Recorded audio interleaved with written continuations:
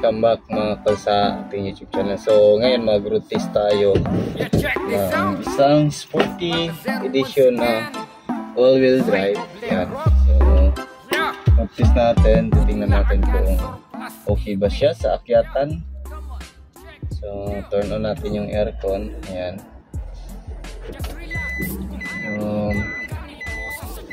So same dati sa ano tayo mag-road test sa Eden kasi paakyat. So sa bago pa lang sa ating channel mga huwag nyo kalimutan i-like, share, and subscribe, and click na rin yung ating notification bell para updated kayo sa mga ganitong video. Soon marami tayong mga tutorial na gagawin. So kung matapos na yung ating shop, yan. So pag matapos na yung ating shop is gagawa tayo ng maraming tutorial para at least may idea yung ating mga owners ng ating mga DE kung kakayanin natin may makuha ko na mechanic na alam or yung may experience na sa mga commercial, gagawa din tayo niyan. So, tingnan natin kung ano yung ating magagawa sa ating YouTube channel para marami tayong matulungan.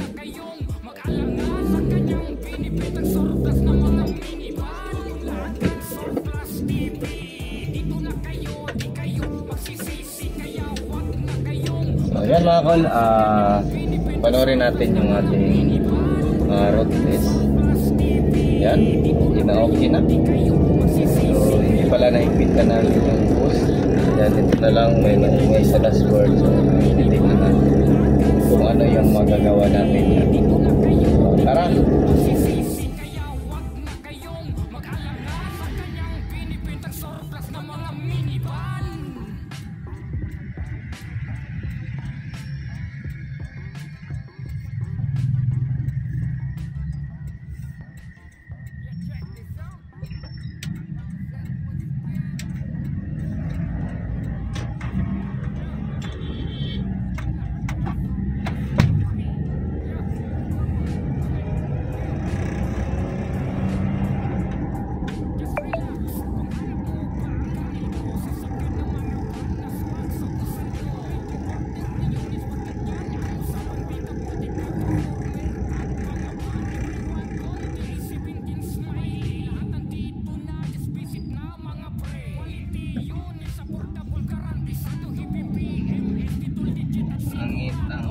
So yung wiper natin is kailangan na din palitan. So yan, medyo maulan po ngayon dito sa Davao.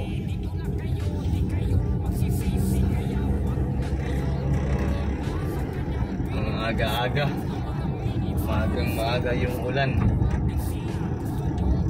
So yung kalampag is wala na tayong narinig na kalampag. Yung ano lang, meron tayong kunting narinig ng sa brake drop. Titingnan natin yan mamaya.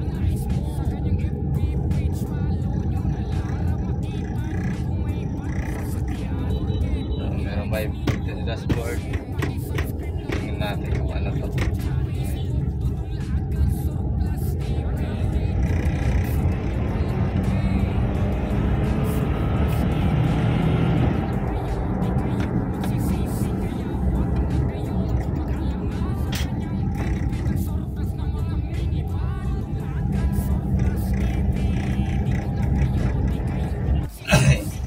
So yan, way na tayo Eden. So dito na tayo sa Turil. So right side tayo dito. Yan. So ito yung area na ating niraratisan.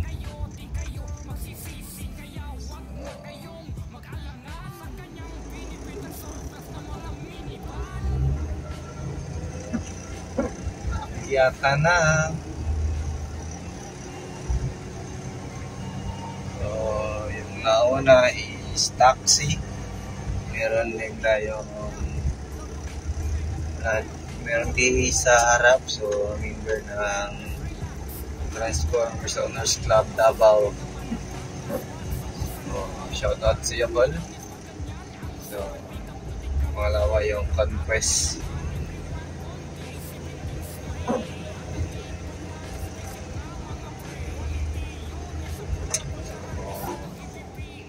Ingat-ingat po tayo mga Paul kasi medyo madulas yung daan ngayon kasi umuulan.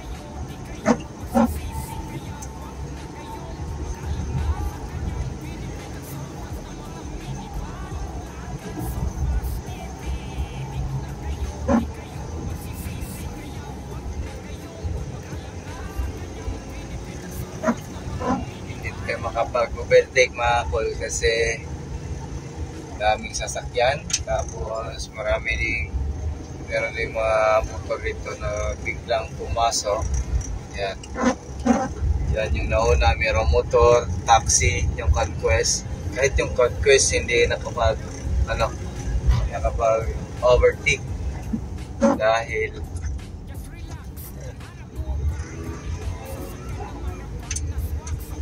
sa motor.